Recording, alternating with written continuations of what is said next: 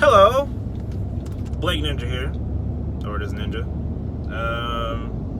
or Gary, or whatever. Dad, talking to you, son. A little AC. And I'm just, I'm starting a little video blog thing. It really is, I guess, thoughts that I think of constantly. And this first segment I want to start off is one of my favorite passions of mine, and that it will be cooking. All right, I want to give a little bit of insight of my sight on the Cooksters. Okay. Now, most people who know me know I am the cook in my family, my immediate family. It's me and my wife, child. I've cooked when I lived with my dad. For me and my brother, I cooked for them when I was like 12. I've been cooking for a very long time. I've been through under a ton of tutelage from my mother to Casey, my grandmother. I picked it up from a little bit of everybody over time, and then experimenting with myself. I remember saying really early, like, yo, I want to say like 3rd grade, like I'm about to be a chef. Like, out of all my artistry, creativity, I want to put it into a place where everyone can be happy, which is like food.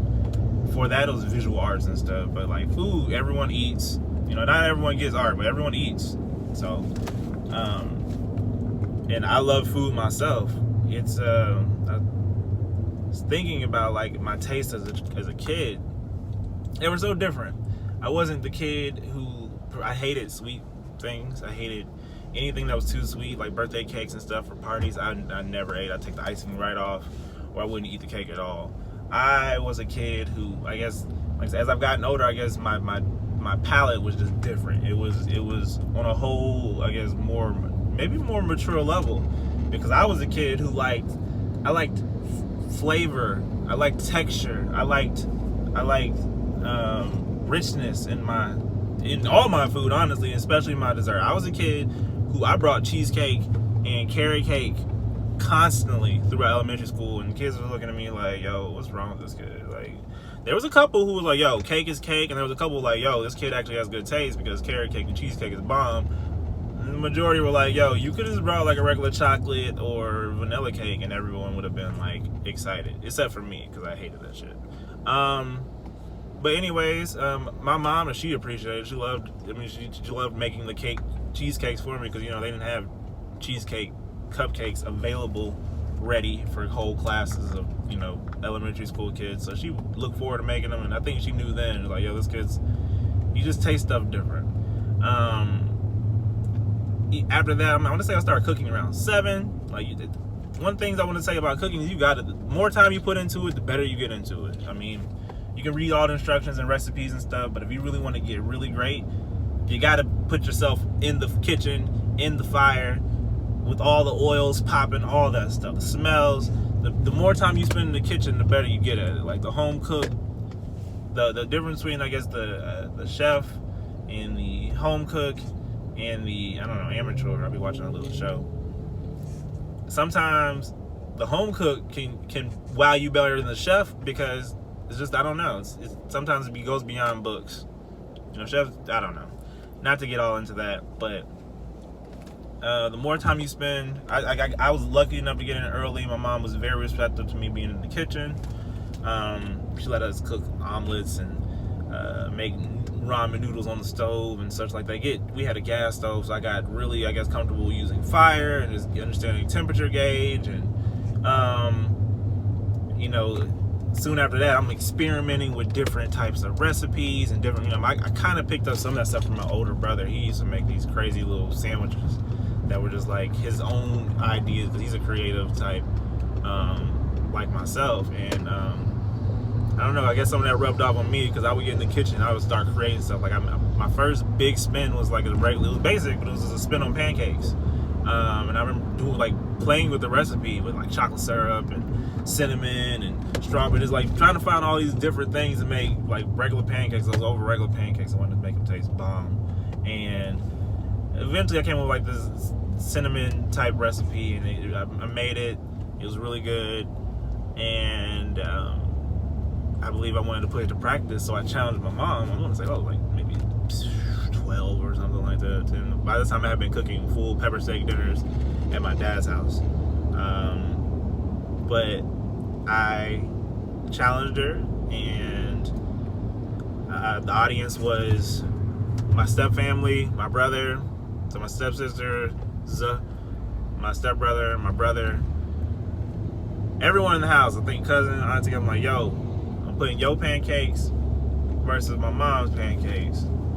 Y'all let us know which ones y'all prefer. My mom's a cook at the house. Everyone loves her food. There's no one. I love her food, but I knew at a young age. I'm like, yo, she's very, I guess, her recipes are like kind of familial. Like they come down from her family, and a lot of it she also does on her own in her head.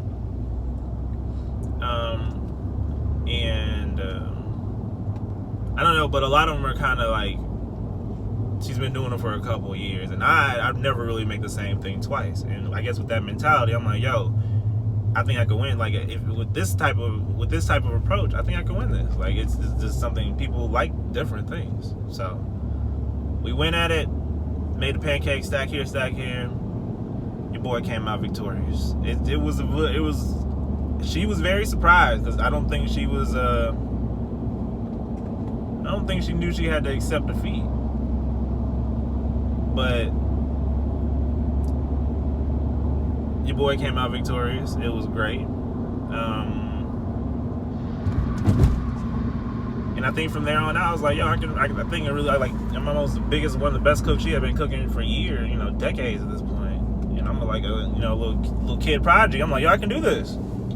Challenged plenty of people from there. Like I said, when I went to my dad's house, I was pretty much the main cook. He knew I could cook. To him, I cook like my mom. So he's like, yo, get in the kitchen and do what she does. Like, you clearly got something I don't know what's going on. Everyone, Casey, he worked in the restaurant business. He knew a lot. He worked restaurant, and he was he did like cooking in the military. He knew a lot about cooking as well. And he like I said, gave me a lot of teachings and a lot of push forward. My mom still to this day talks about those hot chip. We made some pork chops out of hot chips. Or we used hot chips for breading with pork chops, and it was it was pretty dope.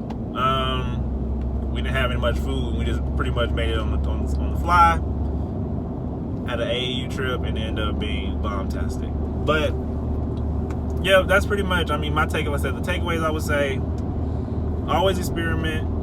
I said, never quite do stuff the same unless you're trying to figure out a recipe. You know exactly what you got. If that's the case, I mean, even then, you usually have to experiment before you get to that point.